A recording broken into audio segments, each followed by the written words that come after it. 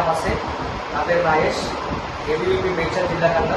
ఈరోజు అఖిల భారతీయ విద్యార్థి పరిషత్ తెలంగాణ రాష్ట్ర శాఖ పిలుపు మేరకు మేడ్చల్లో పత్రికా విలేకరుల సమావేశం నిర్వహించుకోవడం జరుగుతుంది.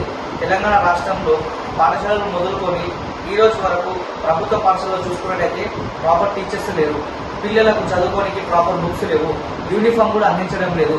ఎందుకు గవర్నమెంట్ స్కూళ్ళ పైన గవర్నమెంట్ ఎందుకు పట్టించుకోవడం లేదు? ప్రైవేట్ స్కూళ్ళలో చూసుకున్నట్టయితే ప్రైవేట్ స్కూళ్ళు ఇంటర్నేషనల్ కార్పొరేట్ పేరు మీద లక్షల ఫీజు దోపిడీ చేస్తున్నారు. విపరీతంగా గవర్నమెంట్ రూల్స్ ని బ్రేక్ చేసి వాళ్ళకి నచ్చినట్టు స్టేషనరీ అని చెప్పి, యూనిఫామ్ అని చెప్పి, బుక్స్ అని చెప్పి విపరీతంగా పేరెంట్స్ దగ్గర డబ్బులు దోచుకోవడం జరుగుతుంది.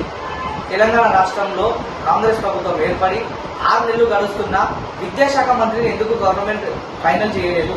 వెంటనే తెలంగాణ రాష్ట్ర ప్రభుత్వం విద్యాశాఖ మంత్రిని ఫైనల్ చేయాలని చెప్పి ఏబీపీ హెచ్చరిస్తుంది. ఏబీపీ డిమాండ్స్ ఏంటంటే తెలంగాణ రాష్ట్రంలో ఉన్నటువంటి ప్రైవేట్, కార్పొరేట్ అండ్ ఇంటర్నేషనల్ స్కూళ్లలో జరుగుతున్నటువంటి లక్షల ఫీజు దోపిడీ పైన పాఠశాలలపై వెంటనే కఠినమైన చర్యలు తీసుకొని రావాలి. స్కూళ్లలో జరుగుతున్నటువంటి దోపిడీల పైన గురించి ఫీజు నియంత్రణ చట్టం తీసుకొని రావాలి. అన్రికగ్నైజ్డ్ బై గవర్నమెంట్ స్కూల్స్ ఏవైతే ఉన్నాయో వాటన్నిటిపైన కూడా గవర్నమెంట్ కఠినమైన చర్యలు తీసుకోవాలి. లక్షల ఫీజులు దోచుకుంటున్నటువంటి ప్రైవేట్ స్కూళ్ల పైన కూడా కఠినమైన చర్యలు తీసుకోవాలి. ప్రభుత్వ పాఠశాలలో జోలికి వస్తే వెంటనే టీచర్లను, ఎంఈఓలను, డిఈఓలను భర్తీ చేయాలి. అదొకటే కాకుండా గవర్నమెంట్ స్కూళ్లలో విద్యార్థులకు ప్రాపర్ భోజనం అందించడం లేదు.